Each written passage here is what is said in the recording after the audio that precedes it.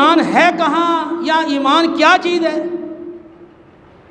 جو ایمان کا تقاضا وہ تو کوئی بھی نظر نہیں آ رہا، جو ایمان کا جوش ہے وہ تو بالکل دکھائی نہیں دے رہا۔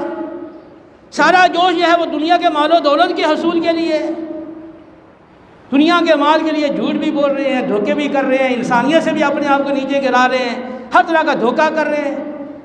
تو آپ کی سوچ کا، آپ کی فکر کا جو مرکز ہے وہ دنیا کا مال ہے۔ اللہ رسول کی باتیں وہ صرف رسمی طور پر ہے، آپ کی حقیقت سے ان کا کوئی تعلق نہیں۔